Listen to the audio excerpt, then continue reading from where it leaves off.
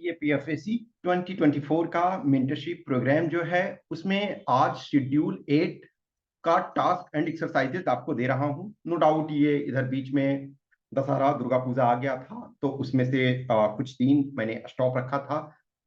Lot of things होते हैं, अब बहुत ऐसे जगह होते हैं जब आप जहाँ लोकेटेड होते हो तो वहाँ के सराउंडिंग्स सोसाइटी सब चीज़ों को फॉलो करना पड़ता है, तो उसका वजह से चीज़ें बंद थी। अब जो है वो आपको थोड़ा सा तो पीछे स्लो हो तो उसको थोड़ा सा एक्स्ट्रा पुश करो।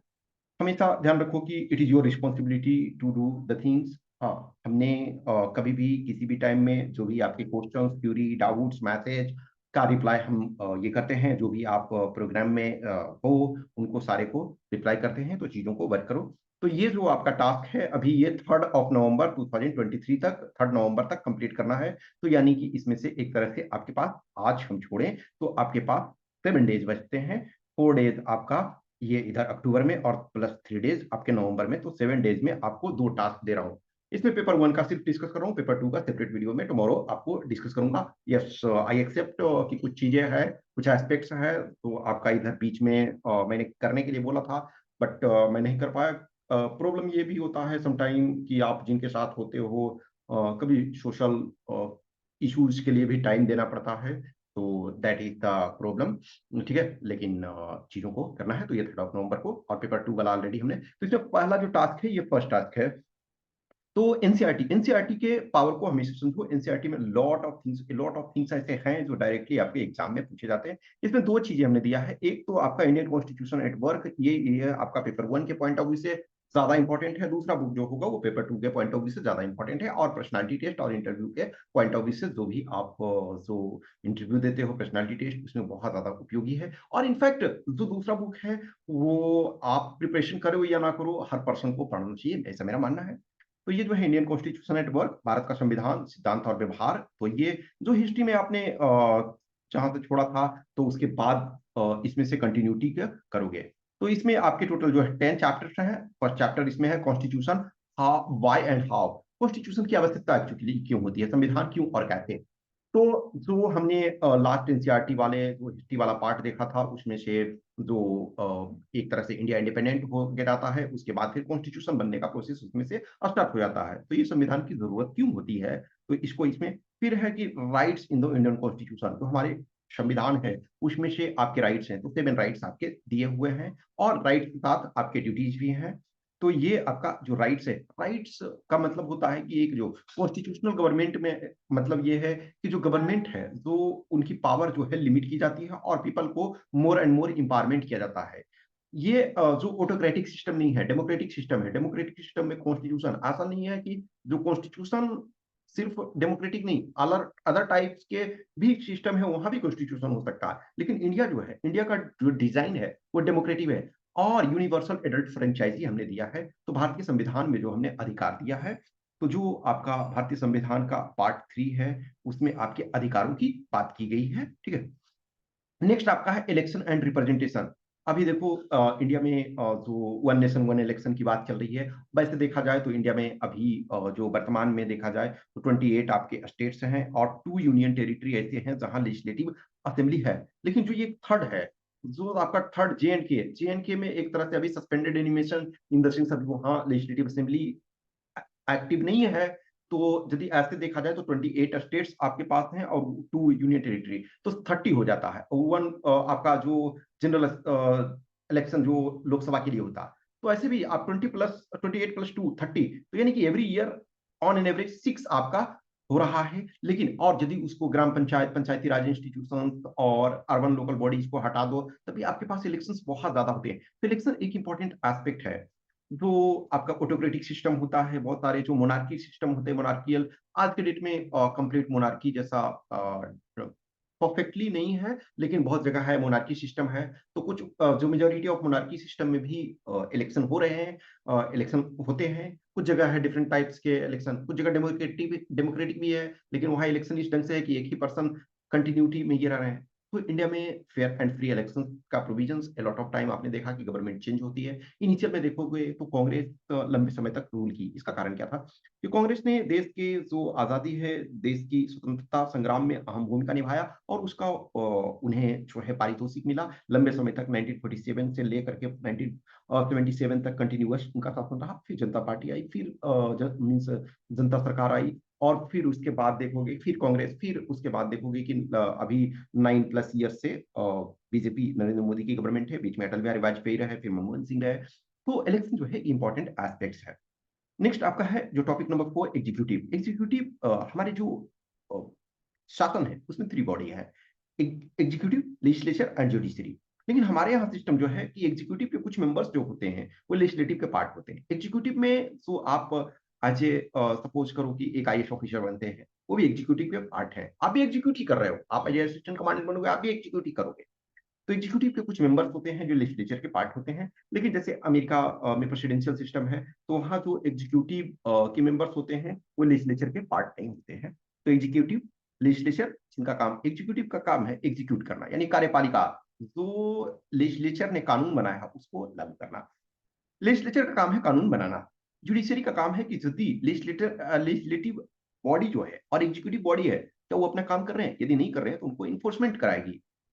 फिर आपका फेडरलिज्म। फेडरलिज्म क्या है? संघवाद, यानी कि भारत में क्या है कि एक स्टेट गवर्नमेंट है, एक सेंट्रल गवर्नमेंट है, और थर्ड टायर ऑफ गवर्नमेंट भी आपका ऐड किया गया, जो पंचायती राज इंस्टीट्यूशन, पीआरआई, या अर्बन लोकल बॉडी। तो ये भी है। तो फेडरलिज्म हमारे यहाँ। फिर देखो लोकल गवर्नमेंट। फिर constitution as a living document. जो कॉन्स्टिट्यूशन को ऑर्गेनिक दस्तावेज कहते हैं, लिविंग डॉक्यूमेंट कहते हैं, जीवंत दस्तावेज कहते हैं। कारण क्या कि जो मान के चलो कि V.R. अम्बेडकर जो कॉन्स्टिट्यूशन को बनाने में उन्होंने मोस्ट इंपॉर्टेंट भूमिका अदा की। ऐसा नहीं है कि सिर्फ इन्होंने ही किया, लॉट ऑफ पीपल हैं। Doctor Rajendra Prasad, Jawaharlal Nehru, Sardar Vallabh Bhai Patel, there are so many people you can say, sir B N Rao, और बहुत सारे लोग। लेकिन B.R. अम्बेडकर एक तरह से फॉरमोस्ट है। तो जो कॉन्स्टिट्यूशन है वो कभी भी आप कंप्लीट फ्यूचर के बारे में नहीं कर सकते हो। ये एक लिविंग डॉक्यूमेंट है, लिविंग ऑर्गेनिक डॉक्यूमेंट है, इवोल्व हो रहा है। आज ये 30 ईयर्स 40 ईयर्स बाद क्या सिचुएशन होगा, उस चीज को एक्सपेक्ट नहीं कर सकते हो। जब कॉन्स्टिट्यूशन बना था तो इंटरनेट नहीं था, तो इंटरनेट से जुड़े अपराध भी नहीं थे। लेकिन आज आप चीजों को ऐड कर रहे हो। आज न्यू पार्लियामेंट की जरूरत हुई बिल्डिंग की, क्यों? क्योंकि पॉपुलेशन आपका बढ़ गया है। और जो आपका एडमिनिस्ट्रेशन है उसके बहुत सारे चैलेंजेस बढ़ गए हैं। तो कॉन्स्टिट्यूशन में टाइम टू टाइम आपको जो है अमेंड करना पड़ता है। इसी वजह से कॉन्स्टिट्यूशन ऐसा डॉक्यूमेंट होना चाहिए जो न तो फुल फ्लेक्सिबल होना चाहिए और ना तो बहुत अनफ्लेक्सिबल होना चाहिए। तो रिजिड भी बहुत ज्यादा नहीं होना चाहिए और बहुत ज्यादा फ्लेक्सिबल नहीं होना चाहिए। तो दोनों का मिक्स होना चाहिए, ताकि जरूरत पड़ने पे हम उसमें से अमेंड भी कर सकें टाइम के अनुसार। यदि जो चीजें टाइम के अनुसार आप उसको चेंज नहीं करते हो तो वो बहुत रिजिड और उसमें प्रॉब्लम क्रिएट होती है। बहुत सारे देखो धर्म के संबंध में जो प्रॉब्लम हो रही है कि धर्म को लोग बहुत सारे जो बेसिक प्रिंसिपल्स हैं उसको चेंज नहीं करना चाहते, तो वही बहुत बार प्रॉब्लम होती है। नेक्स्ट है फिलोसफी ऑफ द कॉन्स्टिट्यूशन। ये आपके पेपर 2 के पॉइंट ऑफ व्यू से ज्यादा इंपॉर्टेंट होता है। 9th चैप्टर 10th चैप्टर, ये बेसिकली इंटायर बुक ये देखो तो अधिक जो इंपॉर्टेंट है वो पेपर 1 के पॉइंट ऑफ व्यू से है। लेकिन एनसीईआरटी के जो कोर को देखोगे तो पेपर 2 में भी कुछ चीजों को आप यूज कर सकते हो। तो एक तो ये वाला हमेशा ध्यान रखो। देखो जैसे आप हिंदी मीडियम के हो तो हिंदी मीडियम वाला चीज को पढ़ोगे, इंग्लिश मीडियम के हो तो इंग्लिश मीडियम का चीजों को पढ़ोगे। एनसीईआरटी बुक है, यदि आपके पास हार्ड कॉपी नहीं है तो सॉफ्ट कॉपी आप रख सकते हो, यूज कर सकते हो। सॉफ्ट कॉपी आप डाउनलोड कर सकते हो एनसीईआरटी की वेबसाइट से। जैसे फॉर एग्जाम्पल मैं हमेशा एक जगह में फिक्स नहीं रहता हूँ, this is truth of the day. मैं डिफरेंट प्लेसेस पे रहता हूँ, तो मैं सारी बुक्स को नहीं कैरी कर सकता हूँ ना। तो मैं अपने लैपटॉप में जो बुक्स हैं, जो बेसिक बुक्स हैं, वो मैं उसको हमेशा रखता हूँ। बस एक दो बुक रखता हूँ हार्ड कॉपी में, या कुछ नोटबुक्स रखता हूँ कि कुछ लिखना होता है कुछ चीजों को। अदरवाइज जो है मैं हमेशा सॉफ्ट कॉपी में ही यूज करता हूँ। लेकिन मैं आपको हर को सजेस्ट करता हूँ कि यदि एक जगह आप स्टेबल रहते हो, एक लोकेशन पे आप रहते हो, तो हमेशा हार्ड कॉपी को यूज करो जहां तक पॉसिबल हो। लेकिन हार्ड कॉपी सारी चीजों को नहीं रख सकते हो या नहीं कैरी कर सकते हो, तो आप सॉफ्ट कॉपी को भी रख सकते हो। तो ये है। दूसरा जो बुक है पॉलिटिकल थ्योरी, यानी कि राजनीतिक सिद्धांत। ये जो है आपका पेपर 2 के पॉइंट ऑफ व्यू से अटमोस्ट इंपॉर्टेंट है, पेपर 2 के पॉइंट ऑफ व्यू से। और मैं इस बुक को कहता हूँ कि पीटी पर्सनालिटी टेस्ट जो है, पर्सनालिटी टेस्ट के लिए भी बहुत ज्यादा इंपॉर्टेंट है। जो इंटरव्यू आप देते हो उसके लिए भी बहुत ज्यादा उपयोगी है। और ये बुक तो ऐसा है ना कि जो भी पर्सन किसी भी चीज का प्रिपरेशन करे या प्रिपरेशन ना भी करते हैं, तो बहुत सारे लाइफ को समझने के लिए ये बुक जरूरी है, इसे हर को पढ़ना चाहिए। इवन इस बुक को यदि आप पढ़ते हो तो इवन सिविल सर्विसेज, आईएएस वगैरह का एशे वगैरह बहुत अच्छा लिख सकते हो। अब जैसे इसमें भी आपके 10 चैप्टर्स हैं। फर्स्ट है पॉलिटिकल थ्योरी एंड इंट्रोडक्शन, जो राजनीतिक सिद्धांत है, एक परिचय। सेकंड है फ्रीडम। फ्रीडम क्या है? जो स्वतंत्रता आपको चाहिए। अब आप जैसे बहुत बार होता है ना कि घर में बोलते हो ना कि मुझे भी तो स्वतंत्रता चाहिए। गार्जियन को एक सर्टेन टाइम बाद क्या होता है, वो ओल्ड एज हो जाते हैं। किसी के दादा नाना आप लोग में से, या कोई ऐसे ऐसे पर्सन है जिनके पिताजी अब अच्छा खासा उम्र के हो गए, तो उनको बोलते हैं कि मुझे भी स्वतंत्रता चाहिए। तो बचपन में आप भी स्वतंत्रता चाहते हो, या आज भी आप स्वतंत्रता चाहते हो, कल कुछ और टाइम में भी, हमेशा कभी आप स्वतंत्रता दूसरे से चाहते हो, कभी आप दूसरे को स्वतंत्रता देते हो। तो ये जो है फ्रीडम, फ्रीडम अपने ग्रोथ के लिए बहुत जरूरी होता है। तो स्वतंत्रता का क्या, तो जो आपके फिलोसफिकल पॉइंट ऑफ व्यू से इसको चीजों को देखोगे। फिर आपका है इक्वलिटी। इक्वलिटी, सो इक्वलिटी फ्रेटर्निटी, ये सब जो है फ्रेंच कॉन्स्टिट्यूशन से लिखे हैं। लेकिन फ्रेंच कॉन्स्टिट्यूशन का मतलब ये नहीं है कि उनका इस पर पेटेंट है। इक्वलिटी हर सोसाइटी, हर चीजें कोशिश किया जाता है, लेकिन परफेक्ट इक्वालिटी कभी हो नहीं जाता, हो पाता है, क्योंकि नेचर भी है। नेचर तो इनफैक्ट इक्वालिटी के खिलाफ है। नेचर जो है इक्वलिटी प्रॉपर नहीं प्रोवाइड करती है। इनफैक्ट आपकी उंगली देखो, 5 5 दोनों हाथों में उंगली है, क्या सब बराबर है? नहीं। आप 2% दो, दो भाई लो, भाई बहन या जो भी, क्या ये इक्वालिटी है? नहीं। देर आर सम डिफरेंसेस, तो नेचर डिफरेंसेस, लेकिन वो डिफरेंसेस जो है नेचुरल है। लेकिन हम आर्टिफिशियल रूप से equality means in the sense है कि जो सोशल इशू में जहां तक पॉसिबल हो लाने की कोशिश करें।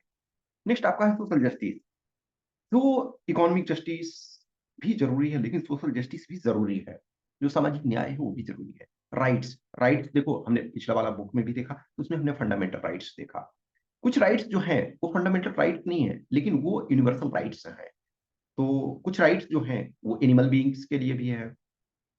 अब जो कॉन्स्टिट्यूशन में जनरली देखोगे, तो जो हमारा मेजोरिटी राइट्स है वो ह्यूमन बीइंग्स को लेकर है, लेकिन राइट्स जो है वो सबके लिए है। फिर सिटीजनशिप, हम किसी भी कंट्री पे गर्व करते हैं। और जैसे अब फॉर एग्जांपल लो, बहुत सारे इंडियंस हैं, वो एवरी ईयर दे वांट कि उन्हें यूएस सिटीजनशिप मिल जाए। क्यों? क्योंकि वो उनको लगता है कि हम अमेरिका के सिटीजन होंगे तो हमें बहुत लाभ मिलेगा। हर पर्सन अपने अपने लेवल से सोचता है। कभी भी आप कोई ऐसे कंट्री का सिटीजनशिप, अब वहां जो पैदा हुए हैं उनकी मजबूरी समटाइम होती है, लेकिन जनरली आप जब भी किसी दूसरे कंट्री का सिटीजनशिप लेना चाहते हो, तो आप सोचते हो कि बेटर जगह पे हम जाए।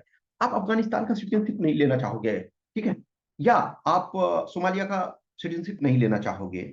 तो इंडिया, आज इंडियन सिटीजनशिप के एडवांटेज भी हैं, लेकिन आपके उसमें रिस्पॉन्सिबिलिटीज भी हैं। नेशनलिज्म, नेशनलिज्म को फिलोसफी के टर्म में देखोगे, जैसे गांधीयन नेशनलिज्म अलग है, या मान के चलो सावरकर का नेशनलिज्म अलग है।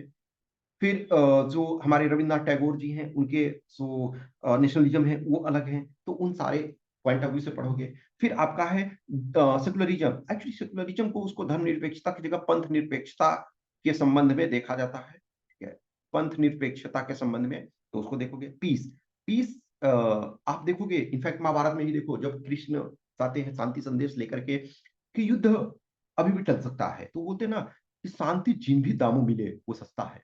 दुनिया में आज भी प्रॉब्लम्स चल रहे हैं, रेगुलर रूप से प्रॉब्लम चलते रहते हैं। अभी जैसे इसराइल फिलिस्तीन हमास वाला प्रॉब्लम चल रहा है, जो रशिया यूक्रेन का प्रॉब्लम चल रहा है, तो ये अभी हॉट टॉपिक्स में है।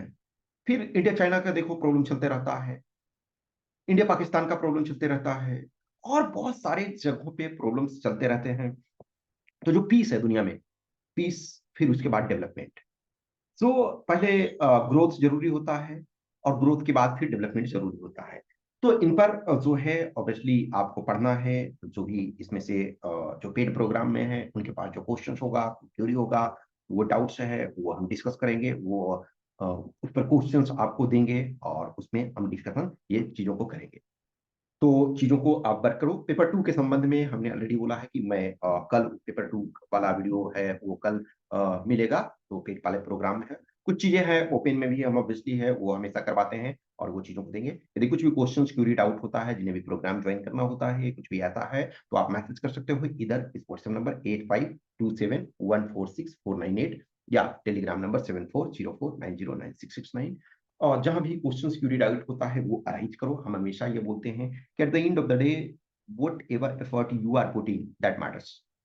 मैं क्या जानता हूं या कोई टॉपर क्या जानते हैं, कोई सिलेक्टेड कैंडिडेट क्या जानते हैं, ये बहुत ज्यादा इंपॉर्टेंट नहीं है। आप क्या जानते हो ये बहुत ज्यादा इंपॉर्टेंट है। Okay, so keep continue things will go on. Okay, thank you.